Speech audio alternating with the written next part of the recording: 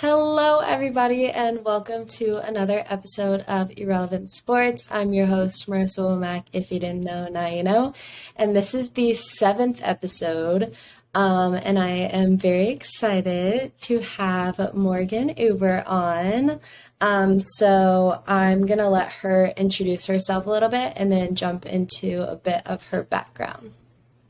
So thank you so much for having me. Great to be with you today. For me, I knew I wanted to go into sports broadcasting when I was 12, 13 years old as a young girl. So really those dreams came to fruition when I started at the University of Missouri, working as a student there in our newsroom, getting my hands dirty as a producer, director, on air, all of that. Then had the opportunity to work in baseball for a little bit, working for the Kansas City Royals. And then I've spent the last 7 years now within college athletics, working for 3 different conferences, the Patriot League, the Big 12, and now currently I'm the Director of Video Communications and reporter here at the American Athletic Conference, and get to cover all of our sports in the conference, everything from football to basketball to track and field, swimming and diving. We do it all. So it's takes a lot of versatility to know a lot about all these different sports, but also being versatile in my skill set as a producer, still wearing that hat, and then also as the face of the American. Yeah, and we'll get into a bit about where it all kind of started a little bit later. But Morgan did go to the other Columbia. She went to University of Missouri for radio and TV journalism. She was also the vice president of the Association for Women in Sports Media, which we have a Women in Sports and Entertainment club, which I am currently in, just getting involved in this semester, which is super exciting. We're about to do a tour of our stadium. And then you talked about being a part of the Radio Television Association. You interned for ABC in Dallas for the sports department, then obviously the Patriot League, Kansas City, Big Ten, and now the Director of Video Communications. But I just wanted to jump in to where it all started. So when did you kind of realize that you wanted to go into radio journalism, and why did you pick Missouri?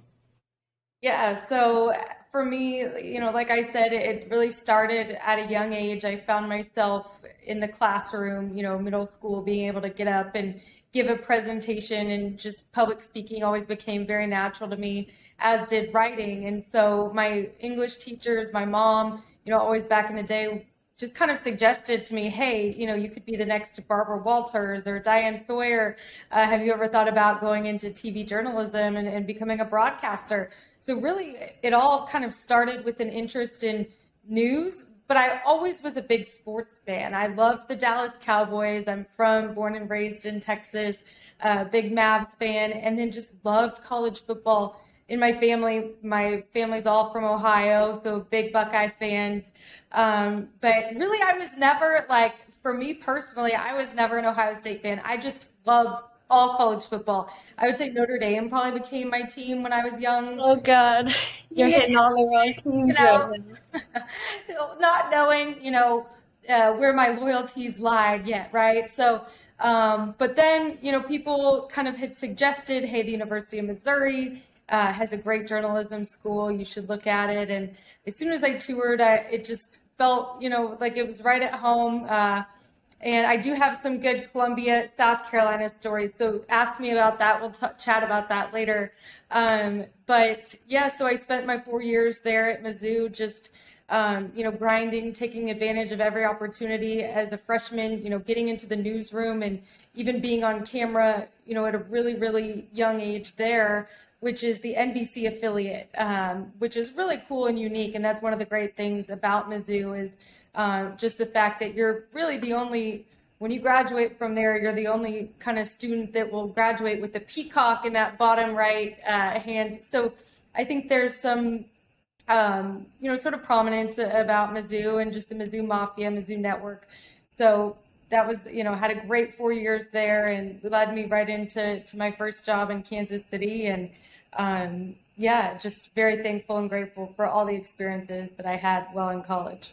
Yeah, a little bit about my background. I grew up a big Georgia fan, so Ohio State is a little enemy right now. And then Especially obviously now. we lost.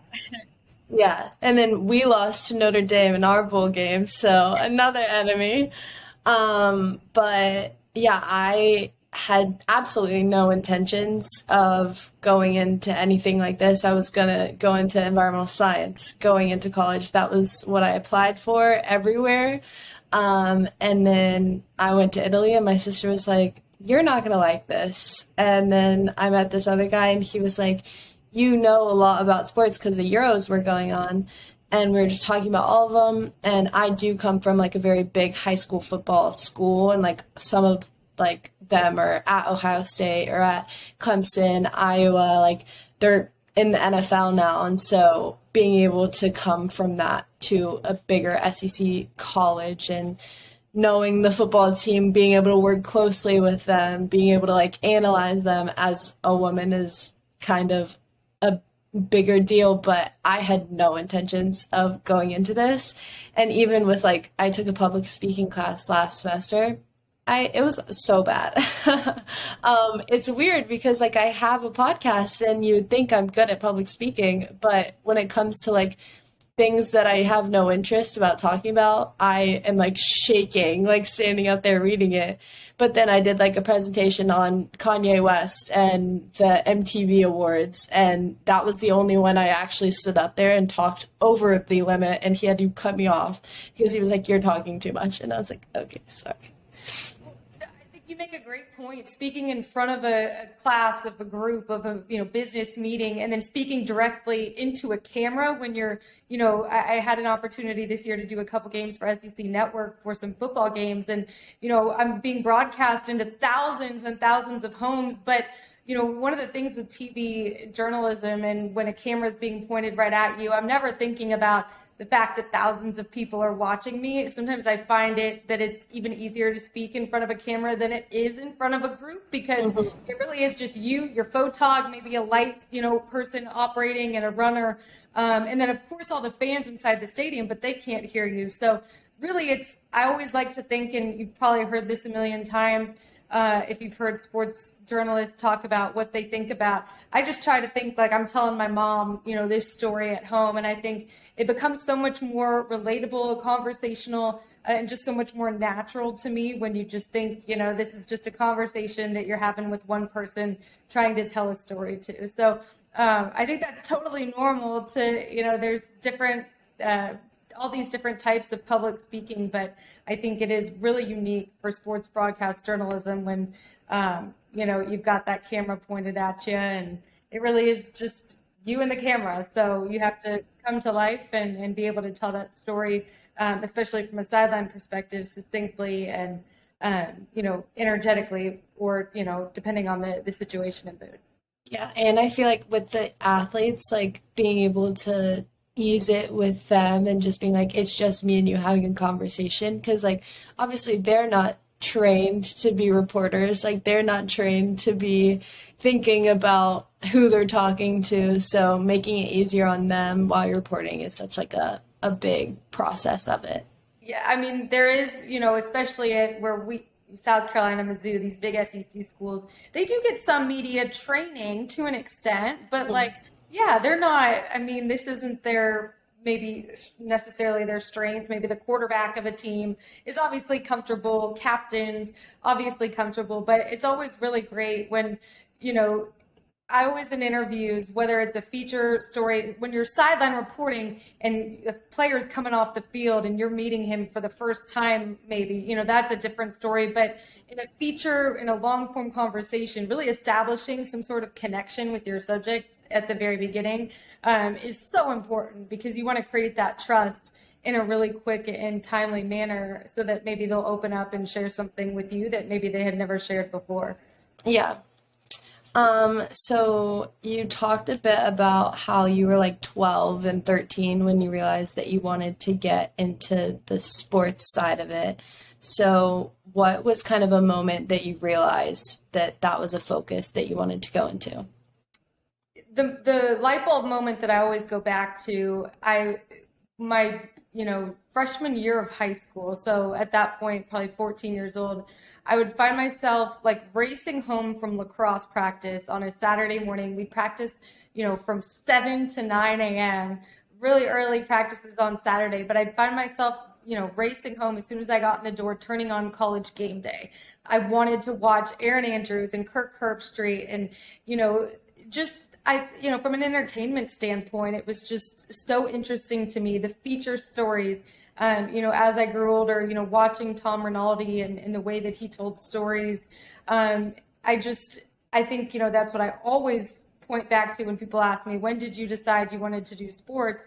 And so I made it, my mission when I was this 14-year-old girl that one day I was going to be a reporter on College Game Day. And obviously your dreams and plans and everything, change, but I still have, a goal, and that goal is to work for a major network one day, whether it's ESPN, NBC, CBS, Fox, whoever it might be, to get that contract full time. But, that was sort of the light bulb moment for me, and something that I just vividly, remember loving at a really young age. Yeah, and I'm about to get into someone that you look up to, but someone that I look up to is definitely Erin Andrews. And through my project that I worked with Kari for, I was able to meet with Carissa Thompson, and just being able to like sit down with her and talk about like how her and Erin's connection is, and how like they went from the celebrity realm into the sports realm was just like super informative, and just like super cool to just be like, oh my God, like I'm talking to someone that mentors so many different people. Yeah, I mean, I think those two are great examples of just having been in this business and have developed, genuine relationships. I mean, you watch a game on Sunday, and the way that Erin Andrews, the way that those players thank her at the end of an interview, the answers that they give her, you can tell that she's really worked to build genuine relationships. And, that takes years, I think, of working at. So while all of us in this industry, we want, and, us being this generation, we want instant gratification and instant success. But really, this is, an industry that takes patience, and it takes, just getting better and building, those relationships every single day. Yeah. And so you talked a bit about who you have looked up to in a separate podcast, and that was Mariah Taylor. She's not that much older than you. So when did you kind of discover her, and like what do you take, or what qualities of her reporting do you take into your style of reporting? Yeah, I'll never forget. It was the year that the SEC network launched. It was funny. My parents were in town for a game at Mizzou, and they ran into this woman on an elevator who, had a clipboard and looked very professional. And my parents knew that this is, what I love. And so they know, sideline reporters when they see them. But to think like this was Maria Taylor's literally first season at, ESPN. So back in 2013, I guess we're probably talking one of the first full years of the SEC network. And so she just said to my parents, have your daughter follow me on, my parents went up, introduced themselves, and said, have your daughter follow me on Twitter and we'll connect. And sure enough, I was working that game for Mizzou down on the sidelines.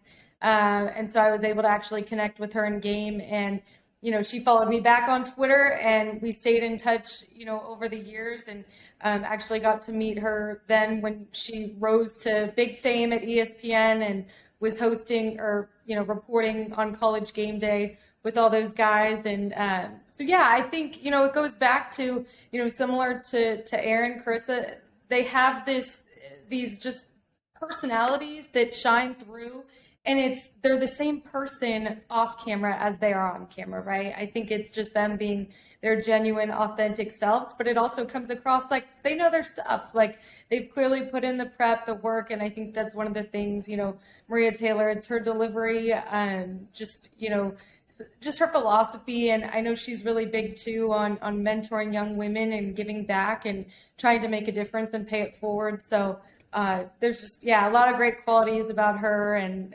definitely there's, she's a great person and great role model to look up to for sure. Yeah, I remember when I was talking to Carissa, one of my questions was like, for women going into sports, like, what advice would you have if they want to like switch up different sports, like whatever? And she was like, they need to know their stuff. She was like, if you want to make it big, like, you just got to do your research, you got to know the players, you got to just sit down and pretend that you're in the mindset of like because every guy grows up knowing all the players, like they could list all of their stats. So she was like, you have to get into that mindset of where you want to be in their position. But that can transition a bit into the idea of being a female in media. So when it comes to women in the sports realm, there's a lot of controversy that follows. What is something that you do before prepping and reporting that helps shake off those negative ideas? To be honest, I feel like I don't even really have those negative thoughts anymore at this point, having established myself in the industry and established myself within college athletics. I think I've developed a reputation for myself that I carry myself very professionally. I always like to say I want to, ask very intelligent questions to the point that it makes them not necessarily trying to stump them, but makes my subjects think, and not just your typical what's it like when XYZ, or how did you feel, blah blah, like I really like to get deeper into my questions, and that's something that I've worked a lot with in terms of working with a couple talent development coaches throughout my time in the profession, and definitely doesn't come overnight, but you have to keep honing your craft and keep working at it. One of the things that I always say is, in this industry, you have to be a sort of a student of life. You have to constantly want to be learning, because like you said, right, there is so much to learn. I didn't necessarily grow up at a super young age looking around and watching all of these college football players who have now since retired in the NFL. So I did feel like I had some catching up to do, but I also think it's okay to not know everything, right? Like, I think it's one of my first jobs right out of college was baseball, and really I didn't know much about the deep X's and O's of baseball, and it was a really great challenge for me. Now I can say, I wouldn't say I'm, top 1% of my baseball knowledge. I think there's always stuff that's to be learned and to continue to grow. But I really do think this industry, like I'm sure you're noticing it already, it is a lifestyle. You have to be dedicated to it every single day, because if not, you feel like you're falling behind, whether it's keeping up with the latest news or even just, the latest trends on TikTok, Twitter, all of that.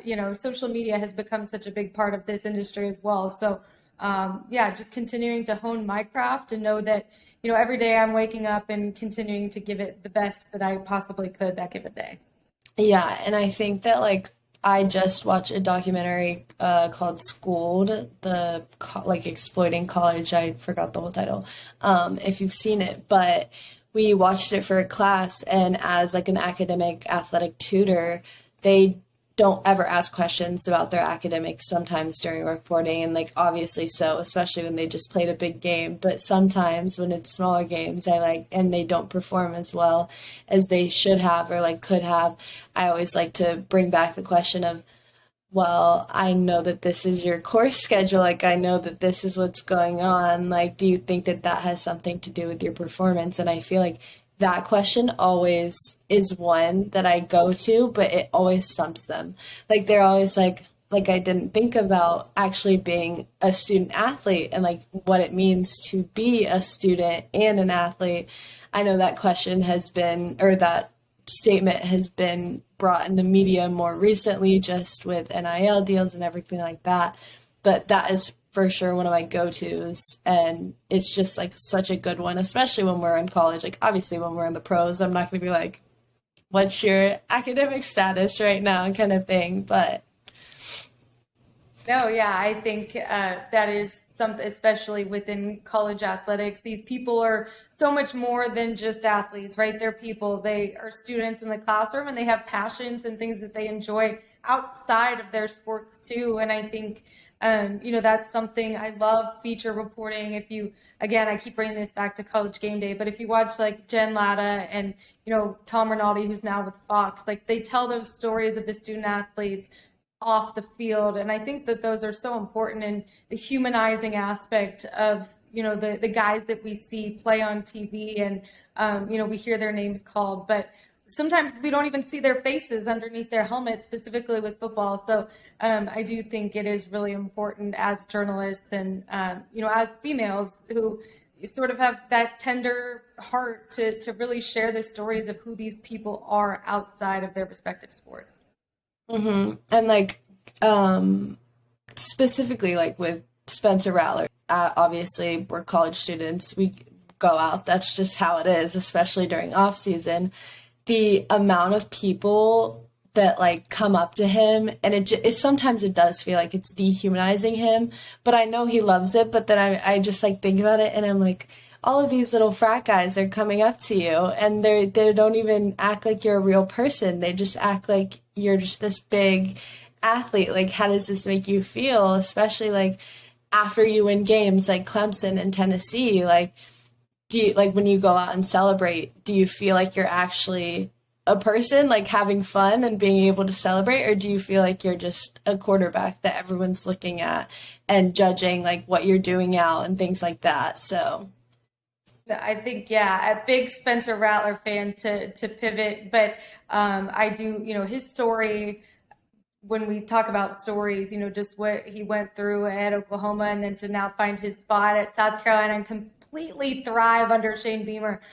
Even as like an SEC fan and technically a rival, like I was so happy for his success and for y'all's program success. I think a rising ship, lifts all tides, and the stronger that even though I work for the American Athletic Conference, obviously a big SEC fan with my Mizzou ties, but I do think, a rising boat lifts all tides, and the stronger that all the teams are in the conference, the better. And I'm really happy for y'all's success. I do want to tell you my story of the two Columbias. So when I was a senior in college at Mizzou, we got to go on one road trip a year and cover that game. And so one of my friends, Maddie Morris, we decided we wanted the South Carolina game. That was going to be, our game we had circled on the calendar. So at the beginning of the year, we called it and we drove from Columbia, Missouri, all the way to Columbia, South Carolina, us two girls. And it ended up being a huge game. So this would have been the 2014 season. Both teams were ranked at that time, and College Game Day actually came to Columbia, South Carolina. So I got to meet Sam Ponder, that year and kind of get, behind the scenes of game day, and then got to experience my first game in the other Columbia. And it was electric. It was a great atmosphere. So I did enjoy great hospitality, great fans, nothing but great things to say and good memorable experiences of the other Columbia. We got to go on a cockaboose, and we actually, told the story of that tailgating tradition there, and it aired on our local news back in Columbia, Missouri. And so everyone loved hearing about that because that was one of our first years really in the SEC. So it was showing, all the different traditions and fun things around these campuses that, our fans, trying to get them to go on the road and travel and see what these schools are about. So had a blast and nothing but a good time there in Columbia, South Carolina. yeah, this year we played Halloween, and I remember I came into my apartment. So my apartment is next to our hotel where all the athletes come from like every state. And I remember I came in and I'm in a costume or something, and they're just all sitting in my lobby, like half of the team. And I'm like, what are you guys doing here? Like, I feel like this is not a good idea for you guys to be in our apartment. Like, some of these guys they're gonna make comments. And I remember like during the game, a few of the players that like live in this apartment, they knew that they were in there, and so it was just a lot of tension during that game of like it was a good game. We should have our Columbia should have won that one.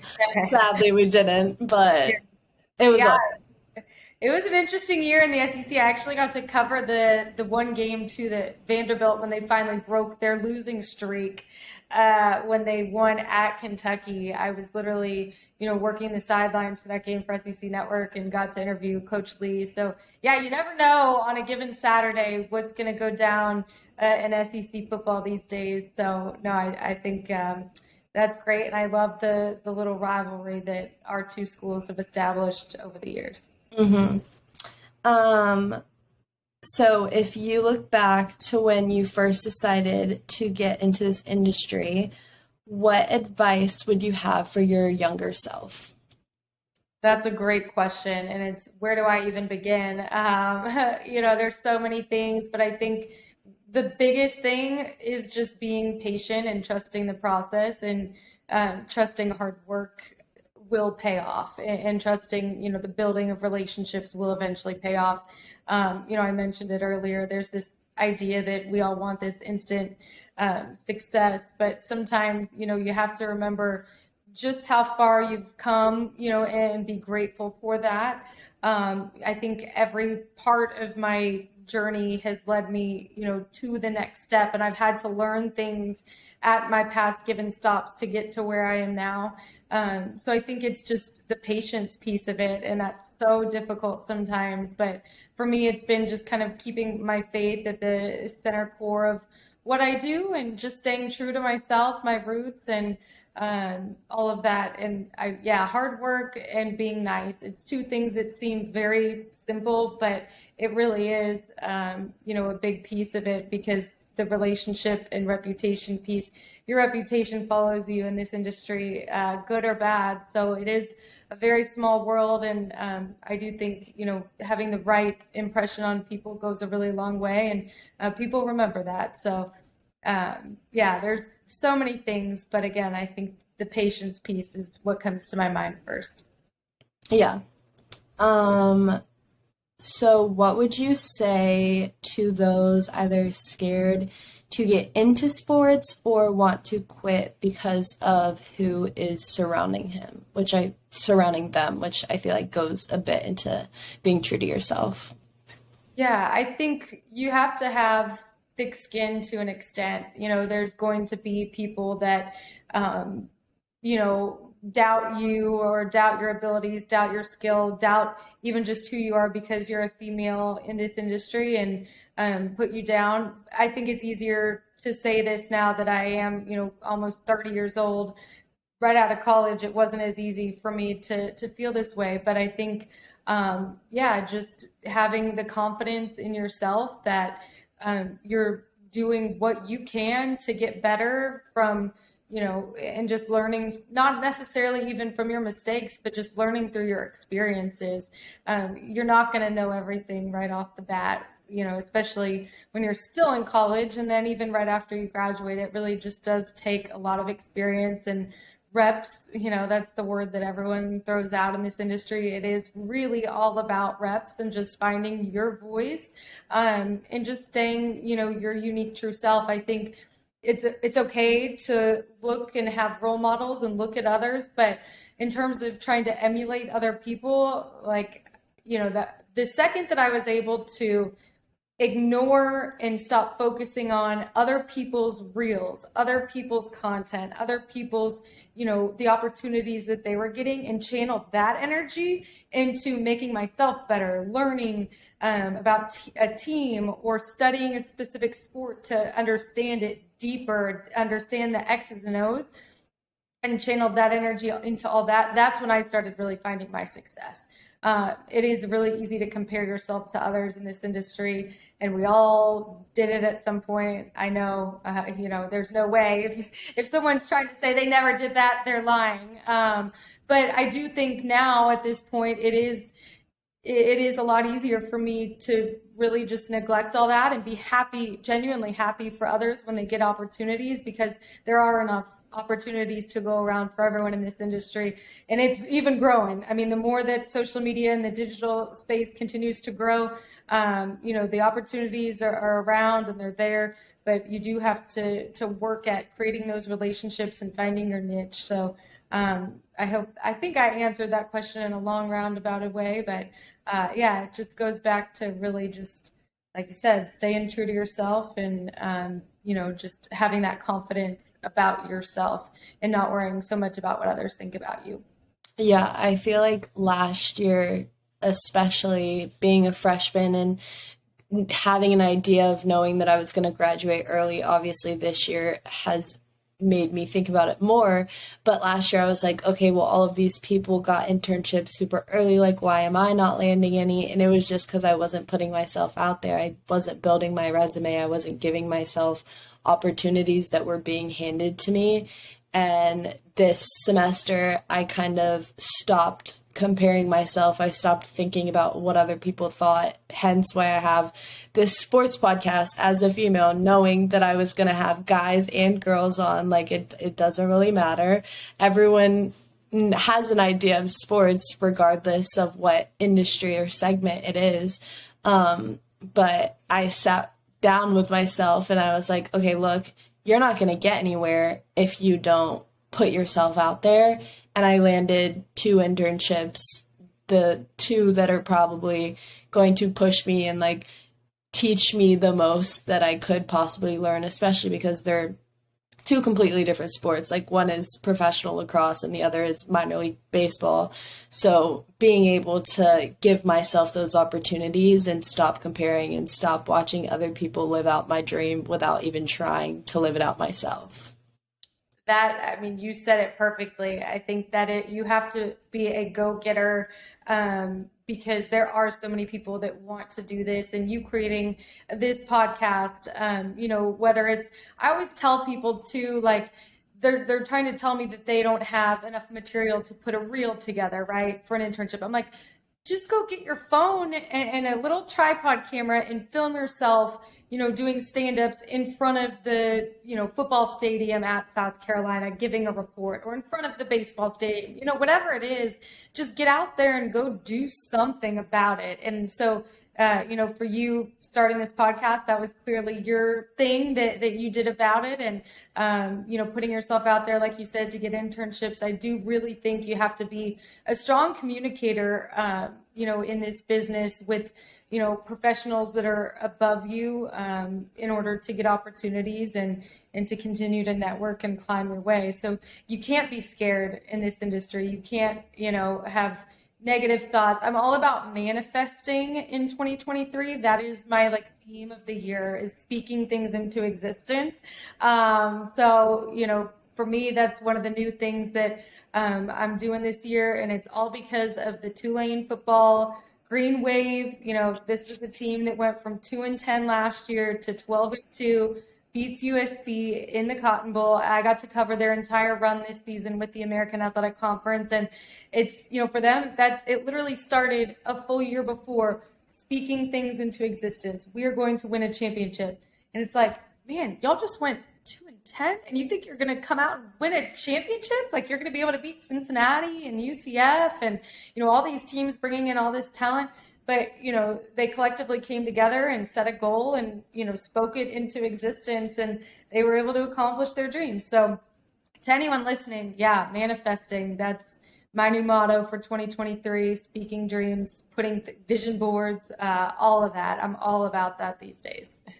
Yeah, I was actually going to talk to you about the Tulane, just because I did a bowl game prediction episode, and I remember I was like, Tulane's going to win. Like, I don't know why you guys think that they're not. Like, they've already been the underdogs. They have absolutely nothing to lose, and to beat the Heisman winner quarterback would be incredible for their program and for their team and for their fans. And I remember the guys that I did it with, they know it now. I texted them right after the game and I was like, I told you guys, but they were like, that's not happening. I'm going with the Heisman winner, blah, blah, blah. And I was like, guys, I don't know. Like, I think that it's going to be a really close one. And even like with TCU, I predicted TCU and I predicted Penn State, and they didn't want to listen to any of those three predictions. But with Tulane specific, I was like, look, three of my friends go there. I'm supporting them. Like I trust them right now. I think they're gonna kill it. Like I and even their basketball, like they've been doing so good. And Sion, he plays there. He's Ah, I love Sion James. yeah. He talk about leadership. Sorry to cut you off, but so No, he you're is good. the American Athletic Conference's Student Athlete Advisory Council representative for the entire conference. So I've had the opportunity to work with Sion on so many different projects. That is awesome. Love that y'all are friends. Tell him I say hello. We've had him on multiple times in the studio to talk about things he's doing off the court. But yeah, I mean, that's another program too. Tulane, man, they're a lot of excitement about them. You know, they just got blown out a little bit by Houston the other day, number one team in the country, but still did play them very competitively for, I would say, you know, three-quarters of the game. But yeah, I do think, you know, I was the same way with you. I had no doubt that Tulane was going to win that game leading up to it. I felt really confident. Now, I wouldn't have said that with 6 minutes to go in the fourth quarter. I had no faith that they were going to be able to pull off that comeback. But when you talk to the player, like I interviewed a bunch of the players after the game, and they never had doubt in their mind that they were going to come out on top. And I think, you know, as in our profession, we can have that same mindset, right? Like, just don't have doubt, don't have fear that you can be successful. You know, I think us speaking positively about ourselves, about what's around us, that it really is like, you know, I've really come to believe that it really is all about what you make it. So yeah, but back to Sion and Tulane basketball, they have been really fun to watch, and they're just a fun team. Like you can tell their culture there that their coach Ron Hunter has created. It's, you know, they're competitive on the court, but they also have a lot of fun and you know, just have a really unique culture. You know, Ron Hunter is dancing on our basketball media day and you know, having a good old time, and they joke. And so I think it's, you know, they have this really good balance there of, you know, their academics, their culture, and everything. And I think it's been really fun to just cover, yeah, Tulane athletics as a whole. Big shout out to Tulane. Yeah. I think that like Sion is someone that you picture as the epitome of a student athlete. Like even in high school, his whole friend group I was super close with, and one of them I'm still best friends with. But we were actually talking about him the other day and how we would go to student council convention together and how we wouldn't even think that like he would be this big time little college basketball player right now. Like doing things on and off the court. He was always super involved in the student body. He was always supporting the football team, and especially because he had Zach Calzada as their quarterback at the time. Like there were a few names in their athletics program that we didn't realize were going to be bigger than they like are right now. But watching him be successful, not even just with his athletics, but also in the student body community as a whole. Yeah, well, I'll be seeing him in March at our men's basketball tournament. And the first interview I ever did with him, it was a post-game interview. And I've never had a more eloquent athlete after a game put the words he did together. You know, when I asked him, I don't remember, you know, what I asked him, but I just remember being blown away. And then I went and looked him up, and I'm like, oh, this is the guy that's applying to be our SAC, you know, run our SAC, our Student Athlete Advisory Committee at the American. Yeah, we need to give this to him. He is the definition of a leader, definition of what it means to be a student athlete. And so, yeah, it's been a lot of fun to see him and just hear him use his voice to, you know, better college athletics and, you know, have these meetings that he does with the NCAA and at the NCAA convention. So he's, you know, not just, he's taken it from, you know, the student council at a high school level to now trying to make change nationally within college athletics. And so I do think that that's really special. So happy for him and hope he continues to succeed. Yeah, and I feel like sometimes like the American as a whole